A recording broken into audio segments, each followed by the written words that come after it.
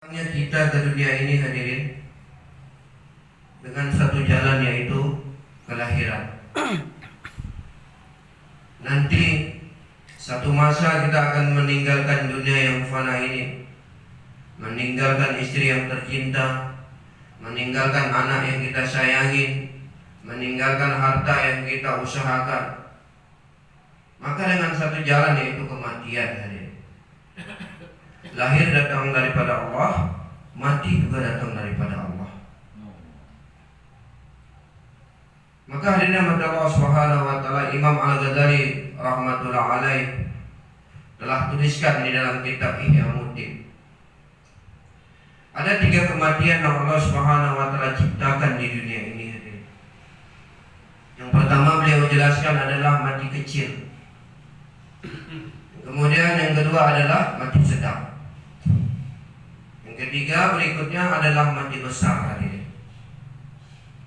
Hadirin yang dirahmati Allah Subhanahu wa taala, manakala ketiga kematian ini ada berhubungan dengan agama, maka ada nilai harga di hadapan Allah Subhanahu wa taala manusia yang mau mati hadirin. Tapi manakala tidak ada hubungan dengan perintah Allah, tidak ada hubungan dengan aturan Allah Subhanahu wa taala, tidak ada hubungan dengan kekuasaan Allah Subhanahu wa taala, maka hadirin tidak ada nilai harga di hadapan Allah. Kendati pun orang itu orang kaya, kendati pun orang itu punya pangkat dan jabatan, punya nasab yang baik, tapi tidak ada nilai harga kepada Allah Subhanahu wa taala di saat tidak ada hubungan dengan agama. Maka hadirin Allah Subhanahu wa taala, di subuh ini kita sedikit menguraikan apa yang dikatakan Imam Ghazali rahmatullah alaih, 3 kematian yang Allah Subhanahu wa taala ciptakan di dunia ini. Yang pertama adalah mati kecil. Baru saja kita start dari jam 10 sampai daripada pukul 3, ada yang pukul 4. Kita mengetahui kapan kita berbaring, jam berapa kita berbaring. Tapi dengan kekuasaan Allah Subhanahu wa taala, kita tidak pernah tahu jam berapa kita mengedipkan mata, jam berapa kita menutup mata, yaitu mati kecil, yaitu tidur. Tidur ini Imam Al-Ghazali telah terangkan, tidur dengan kematian adalah bersaudara dekat. Tidur dengan kematian adalah bersaudara dekat. Kita katakanlah abang adik.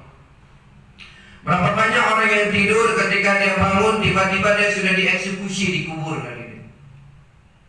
Tidur dia, tiba-tiba terbangun di alam kubur dia, Pak.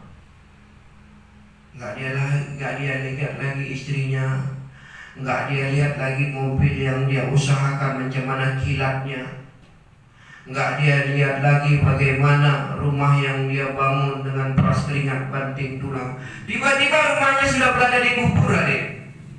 Ketika tidur, bagaimana kalau tidurnya belum sholat isya, belum sholat zuhur, belum lagi menunaikan hak perintah Allah Subhanahu wa taala? Berapa banyak manusia ketika tidur nggak bangun lagi adik. Tiba-tiba dia bangun dieksekusi, Pak, sama malaikat di alam kubur. Dan kata Imam Al-Ghazali, ketika kematian kecil ini tidak ada hubungan dengan perintah Allah Subhanahu wa taala, maka nilai tidur dia tidak ada nilai harga di depan Allah. Berapa lama kita tidur mati kecil hari? Lahir kita, lahir. Tidur aja kita. Kalau terbangun terkencing, kalau haus terbangun, habis makan minum tidur lagi. Mati kecil ini hadirin, dia akan ada nilai harga manakala dia tunaikan dahulu perintah Allah, baru dia tidur, Pak. Ada orang tidur, sebelum tidur mikir duit. Mau tidur, ya Allah besok apa yang aku makan sama anak istriku. Mau tidur, ya Allah lupa ya Allah mencatat amanah kepada ahli waris. Mau tidur, Pak, nggak ingat dia menghitung hutangnya, muhasabah diri kepada Allah Subhanahu wa taala.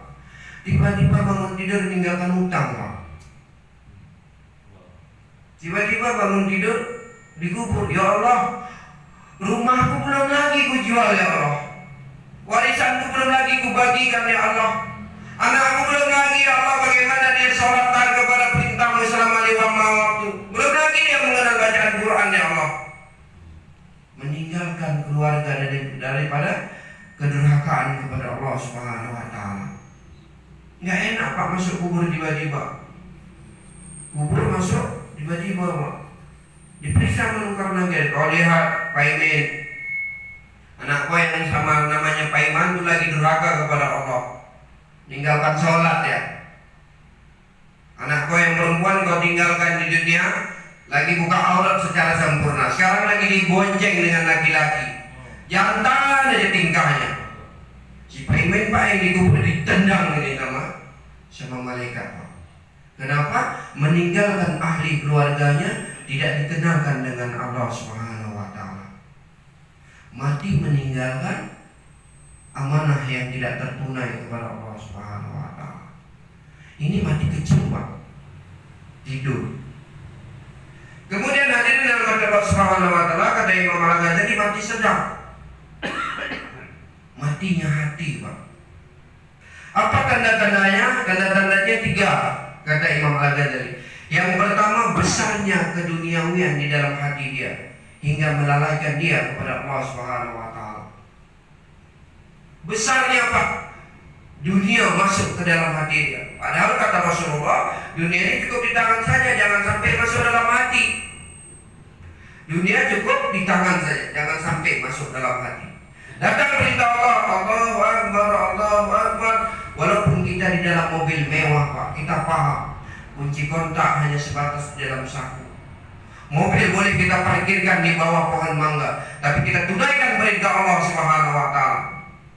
Allahu Akbar, Allahu Akbar, Allah Maha Besar. Mobil kreditku kecil, ladang yang tidak seberapa luasnya kecil,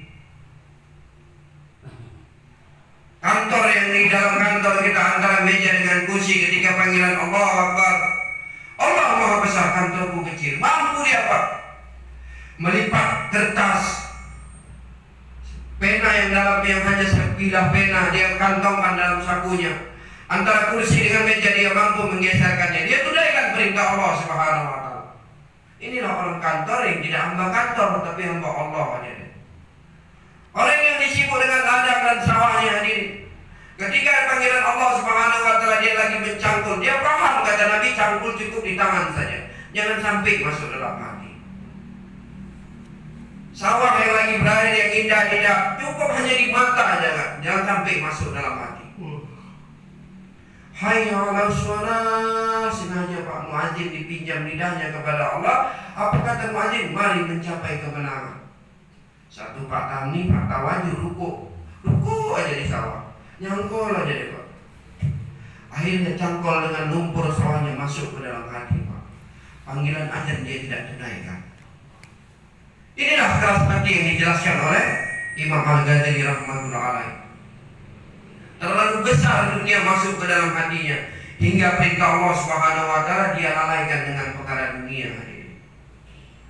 Yang kedua katanya tanda-tanda keras hati adalah tidak menerimanya kebenaran. Ketika disampaikan kebenaran Pak, Masya Allah, kubur itu ada Pak. Di dalam kubur itu ada ular besar sekali Pak.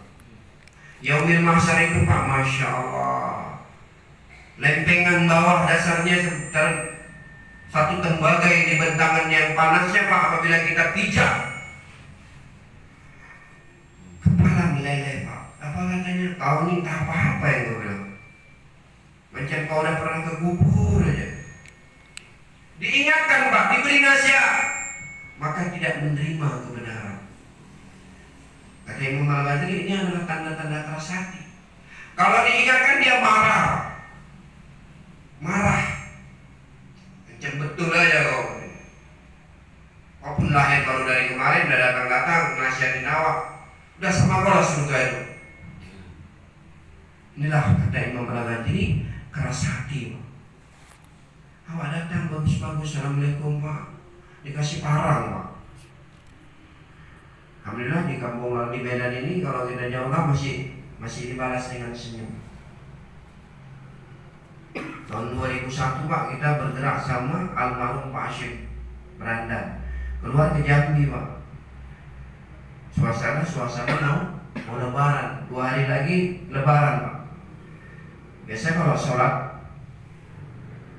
mau asyar jam 3 kita jauh lah. Kalau puasa Pak, jaulahnya enak-enaknya tidur siang, bangun kata Amir Sab. Maka jauhlah Pak, jauhlah, satu pintu diterima dengan bagus. Yang kedua pintu, Assalamualaikum kata mutakallim.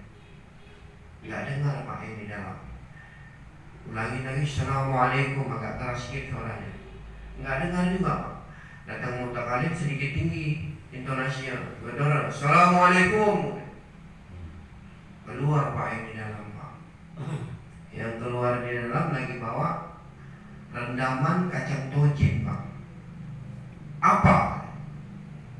Nggak tahu kalian, di dalam orang lagi istirahat, datang pula kalian dari sini. Mau ngapain kalian? Mutakallim jas Pak. Kami Pak mau silaturahmi.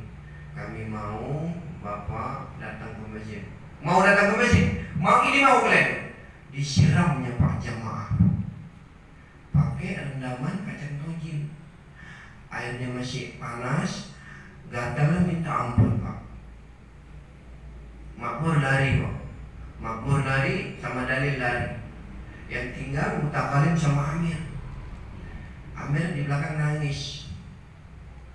Sementara mutakallim basah kuyup Pak. Maka kata Amir, alhamdulillah Pak, kami datang satu jamaah dari Medan. Sekarang berada di masjid Bapak ini. Sekarang Bapak kasih kami siraman dengan air panas. Nanti Pak, nanti di akhirat doa kita kepada Allah semoga gak disiram dengan air panas. Masuk dia Pak. Kemudian Amir pula yang bayar. Datang dia Pak. Ketika itu Amir bayang tentang kematian, dahsyatnya bagaimana azab kubur. Yang nyiram pakai air panas tadi, yang kami semua 4 orang basah kuyup Pak, dia dengar Amir. Habis dia bayar, dia tanya, Pak, mana tadi yang tadi bicara sama saya, yang saya siram basah? Yang dia siram habis Quran Pak. Maka dia minta maaf. Ketika minta maaf Pak, saya minta maaf, tadi dalam rumah ada lagi masalah problem.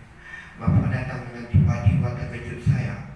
Bukan saya nggak dengar ucapan pertama, ucapan kedua, ucapan salam, tapi karena saya lagi peningnya kepala, hingga saya keluar membawa siraman air. Saya minta maaf ya Pak. Dimaafkan sama Amir. Amir kasih untuk keluar 3 hari. Ketika dia keluar 3 hari, dia semua dibawa, gula dibawa, minyak dibawa, tepung dibawa, beras dibawa. Kata Amir, Bapak mau ngapain kok banyak kali yang mau dibawa? Yang kami minta Bapak mau uang 50.000 saja. Kami mau bawa Bapak kulit pisang juga. Nangis saja Pak dia Pak. Asbab hidayah Pak. Asbab hidayah. Siraman air hangat tadi karena yakinnya betul mutakallim membawa kalimat la ilaha illallah menjadi asbab hidayah Pak. Maka yang kedua hadirin, apa yang mati? Ketika mati kecil, sudah mati sedang. Imam Al-Ghazali katakan mati besar. Mana itu mati besar? Mati antara perpisahan jasad dengan ruh. Mati antara jasad dengan ruh. Ini semua kita akan merasai Pak. Saya punya kawan namanya Bapak Umar, orang Klambir 5. Ketika dia menghabiskan masa 4 bulan bergerak di Halkoh kami, kilometer 12. 4 hari sebelum kematian saya lihat wajahnya sudah berubah-ubah, kedinginan, menggigil. Ketika dia toleh saya lihat wajahnya udah nggak seperti Pak Umar lagi. Kita tahu bahwasanya Pak Umar ini wajahnya hitam, tapi ketika dia menggigil pucat, wajahnya pucat pasi Pak. Ya tengok, hilang air muka wajahnya ketika kematian mau menjemput dia. Saat itu bersamaan mau istimewa daripada Medan Pak. Maka jamaah dimusyawarahkan karena Amirnya lagi sakit, maka dibawa ke markas. Sampai di markas Pak Umar gak bisa apa-apa lagi. Diam aja dengan terlentang, diam aja. Dimusyawarahkan, Pak Umar disuruh pulang. Disuruh pulang, Pak. Tidak lama kemudian terdengar kabar, inna lillahi wa inna ilaihi rajiun. Telah berpulang Bapak Umar, jamaah gerak yang lagi 4 bulan. Saya takziah, Pak. Ketika mau datang kematian, bagaimana melihat wajah orang yang mau dicabut? Kita sama-sama tahu Pak Umar itu dai, Pak. Antara perpisahan jasad dengan ruh, sebelum berpisah Allah Subhanahu wa taala panggil malaikat rahmat. Wahai malaikat rahmat, aku mau cabut nyawa Fulan bin Fulan. Maka malaikat rahmat ditanya, kamu periksa amalan dia di dunia. Biasa kalau orang-orang tanda mau mati itu Pak, aneh-aneh tingkahnya. Ada yang buang tabiat, ada yang buang sial, ada yang menyalah lah pokoknya, Pak. Maka dipanggil dua malaikat rahmat, disuruh turun ke bumi, periksa amalannya. Maka malaikat rahmat dengan perintah Allah Ta'ala taat. Diperiksa, Pak, selama 40 hari turun malaikat rahmat ke dunia, Pak. Apa yang diperiksa hadirin? Kata Imam Malik rahmatullah alaih, yang diperiksa masjid di mana dia tinggal hadirin. Kalau dia tinggal di sini, di Al-Ikhlas ini, diperiksa ada enggak dia sholat. Kalau dia pergi ke pasar, diperiksa ada enggak masjid pasar, ada enggak dia menghadiri sholat Jumat di pasar. Kalau dia pergi ke kota, ada enggak di masjid kota dia pergi sholat untuk menunaikan perintah Allah. Kalau dia di luar daripada negeri, dia tengok ada enggak di luar negeri dia sholat. Seluruh masjid yang ada di dunia ini diperiksa malaikat. Maka hadirin, dengan ketentuan perintah Allah Ta'ala, waktunya telah habis. Kembali malaikat rahmat, Pak. Kembali, Pak. Maka kata malaikat rahmat, wahai Allah, sesungguhnya dia adalah hamba-Mu. Setiap masjid yang kami datangi di muka bumi, dia ada di masjid itu. Bahkan bumi telah menjadikan saksi berbangga-bangga dia menunaikan perintah saudaranya, yaitu bersilaturahmi. Namanya malaikat, Pak, yang meriksa. Lengkaplah detail, Pak. Maka Allah perintahkan 2 malaikat rahmat, wahai malaikat rahmat, masuk di surga. Ambil buah yang paling indah sekali di surga. Maka malaikat Israel pun diundang, wahai malaikat Israel, kamu ambil kekasihku yang di dunia itu. Sudah habis masanya. Sudah habis, Pak, masanya, Pak. Rezekinya sudah habis. Waktu masa kontrak di dunianya sudah habis. Maka dicabut, Pak. Dicabut nyawa Fulan bin Fulan ini tadi. Sambil dicabut, ditengokkan buah yang paling indah. Setiap ruas daripada tubuhnya 360 lebih ruas saling mengucap tasbih, saling mengucap salam. Kakinya yang selalu keluar dari rumah menuju rumah Allah Ta'ala, menuju majelisnya Allah Subhanahu wa Ta'ala, menunaikan perintah daripada saudaranya bersilaturahmi, mengingatkan saudaranya akan kehidupan dunia, bahwasanya dunia ini sempit, akhirat itu luas. Setiap saat ada, Pak, dia dalam majelis kebaikan. Maka ditunjukkan, Pak, buah yang paling indah di surga. Namanya orang mau mati, Pak. Ditunjukkan yang indah-indah, ditarik, Pak, nyawanya, Pak. Nggak terasa. Ketika sampai gorgorong, Pak, maka ruhnya dibawa raun, dilihat bagaimana indahnya surga.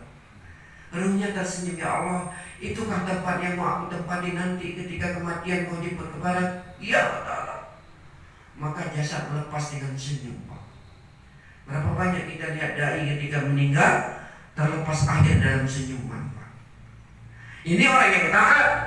Ini kematian orang yang soleh. Bagaimana kematian orang yang durhaka kepada Allah Subhanahu wa Ta'ala? Begitu juga. Diperiksa seluruh masjid yang ada di muka bumi, tapi dia tidak ada dalam masjid. Yang ada di warung-warung, majelis lalai, yang ada di diskotik. Pulang juga malaikat rahmat kepada Allah Subhanahu wa Ta'ala. Ya Allah, sesungguhnya dia bukanlah hamba-Mu, walaupun dia Engkau yang ciptakan datang ke muka bumi. Tapi kami lihat, kami periksa, tidak ada dari masjid di kampungnya. Bahkan di kampung sebelahnya pun tidak ada. Maka Allah katakan, perintahkan malaikat, wahai malaikat, ambil buah yang paling seram di nerakanya Allah pun, di nerakanya pun. Diambil bukan buah, kata Imam Malik rahmatullah alaih, tapi diambil kerikil-kerikil dari kerak neraka, ditunjukkan kepada dia. Macam mana, Pak? Kita mau mati ditakut-takutin, Pak. Malaikat maut itu, Pak, wajah aslinya seram. Nabi Idris alaihissalam ketika mau lihat bagaimana aslinya malaikat maut, jatuh pincang, buta. Apalagi kita. Maka hadirin, ketika mau dicabut nyawanya 360 lebih ruas tulang, kata Imam Malik rahmatullah alaih, setiap ruasnya dipukul Pak 3 kali. Jempol kaki ini 1 ruas, mata kaki antara telapak kaki 1 ruas, dipukul Pak 3 kali Pak. Sakitnya macam mana Pak? Masya Allah. Malaikat maut yang pukul ngeri Pak. Gak kayak kita, kalau umpamanya pukul pakai martil, kalau nggak lompat martil, kita yang lompat Pak. 360 lebih ruas tulang kita dipukul sama malaikat maut. Mati dalam keadaan terbelalak. Ketika itu ruh diambil sama Allah, diraungkan Pak. Dilihat indahnya surga, dilihat bagaimana ngerinya neraka. Kata pada saat itu, kata ruh, ya Allah, adakah janji kepada surga itu? Kata Allah, aku tidak mau indahnya surga aku dikotori oleh ruhnya kamu. Ketika itu ruh Pak dibawa malaikat menghadap Allah, Allah berpaling Pak. Kenapa ruh dalam keadaan bau bangkai Pak? Ruhnya aja bau bangkai, bagaimana lagi jasad yang tidak amalkan agama? Mati besar, perpisahan antara ruh dengan jasad. Siapa yang menariknya hadirin? Yang menariknya malaikat maut. Ulur tarik, ulur tarik, ulur tarik. Sakitnya seringan-ringannya bagaimana sakaratul maut hadirin? Bagaikan kambing yang dikulitin hidup-hidup Pak. Satu riwayat mengatakan sebagaimana di bawah bentungan yang berduri dimasukkan ke tenggorokan, ketika dimasukkan disentak kuat-kuat Pak. Masuk ke mulut kita sampai dada kita masuk. Udah berduri bentungan itu disentak kuat-kuat Pak. Macam mana sakitnya Pak? Tapi jak puntung rokok aja kita lompat. Apalagi malaikat mau datang. Maka hadirin yang dirahmati Allah Subhanahu wa taala, dengan 3 kematian inilah hadirin menjadikan mutiara hikmah bagi kita. Ayah kita sudah berpulang ke rahmatullah, ibu kita sudah berpulang ke rahmatullah, kemarin tetangga kita sudah pulang ke rahmatullah. Apa yang mereka bawa hadirin? Macam mana kalau nggak sholat hadirin? Macam mana lah kalau dia tidak baca Quran, mati dalam keadaan lalai durhaka kepada Allah? Dan hari ini kita yang hidup, kita yang berada di musola ini, jadikan bekal kematian kita, bosan takajah-takajah agama, menjadikan saksi kepada kita. Kita duduk di sini takajah agama nih Pak. Tadi sholat subuh ada beberapa orang sebelum salam udah pulang ya. Nggak tahu dia bahwasan amalan musola, amalan masjid itu selepas subuh ada. Wasabbahu bukratan wa asyila, bertasbihlah kamu di saat pagi dan petang. Habis subuh salam zikir wirid, ada perintah Allah Subhanahu wa taala. Bertasbihlah kamu di saat pagi dan petang. Ada perintah Allah bagaimana menghidupkan amalan masjid, adanya ta'lim, adanya zikir ibadah, adanya khidmat. Ada Pak, bukan enggak ada. Selepas itu apa? Selepas subuh dia pergi. Tergantung niat ada. Perginya kemana dia? Mungkin pergi dia ke pasar. Kalau pergi ke pasar, kata alim ulama, sesungguhnya dia membawa bendera setan. Maka hari ini dalam Allah Subhanahu wa taala, nggak terasa 25 menit saya sudah ngoceh di sini Pak. Pada bapak-bapak di sini, kematian kecil kita telah datangi. Kematian sedang mungkin pernah kita alami, dan kematian besar sebentar lagi kita mau alami hadirin. Sebelum datangnya kematian besar, yaitu antara perpisahan jasad dengan ruh, kita siapkan bekalnya. Jadi bapak-bapak, 20 menit saya di sini bagaimana menceritakan kebesaran Allah, maka Allah minta pengorbanan kita hadirin. Azam kita minimal 4 bulan Pak. Ntar lagi bulan 7 habis, Zulkaidah sebentar lagi habis Pak. Kita memasuki bulan Zulhijjah. Maka bulan haji ini Masya Allah, bulan yang korban Pak. Bulan yang korban, di mana bulan haji ini bulan yang Allah Subhanahu wa taala muliakan Pak. Adanya kisah Nabi Ibrahim dengan Ismail, adanya kurban di zaman Nabi Ismail dan Nabi Ibrahim. Kalau kita tidak mampu menunaikan perintah haji, menunaikan hak daripada haramain, 2 tanah haram, kita yang tinggal di masjid, kita yang tinggal di kampung, kurban Pak. Kalau udah ada kemampuan kita berkurban, kita tidak kurban, kata Rasulullah, jangan dekati masjid kami. Kita mampu berkurban, beli kambing 1 ekor, mampu kita. Jangankan kambing, lembu limonisasi itu kita beli kalau uang kita ada. Kalau kambing berapa lah Pak? Paling 2 juta. Di sana mereka lagi menunaikan ibadah haji, korban Pak. Sekarang ibadah haji 28 juta Pak, ngantri 10 tahun. Kata pemerintah tidak ada kuota untuk Indonesia. Aceh Pak dapat 40 kuota Pak berangkat ke tanah suci. Kenapa? Ada hubungan baik orang Aceh dengan kerajaan Arab Saudi, bisa mereka menunaikan perintah Allah tahun ini Pak. Kita kalau nggak bisa korban lah, korban 40 hari keluar, korban 4 bulan keluar. Jangan korban nunggu daging di masjid Pak. Kalau setahun sekali nunggulah awak korban di masjid. Sholat Id enggak, tapi nunggu motong kambing, nunggu motong lembu. Orang yang aparat ke masjid pun Pak antrian Pak. Ada yang pakai lubih, ada yang pakai jilbab. Waktu ke masjid nggak ada, tapi waktu nunggu daging korban, geruduk Pak orang ngantri Pak. Kenapa? Karena memikirkan makan, tapi nggak memikirkan apa yang kita makan nanti di kubur, apa yang kita makan nanti di akhirat. Wallahu a'lam bishawab. Benarnya datang daripada Allah, salah dan kata saya sendiri, karena Allah Subhanahu wa taala yang menggerakkan lidah saya. Atas perkara ini kita Pak azam Pak, bagaimana kita mau niat negeri jauh. Pak Ustaz niat 40 hari Haramain Pak. Tapi aku udah masuk ya saya 16 juta Pak.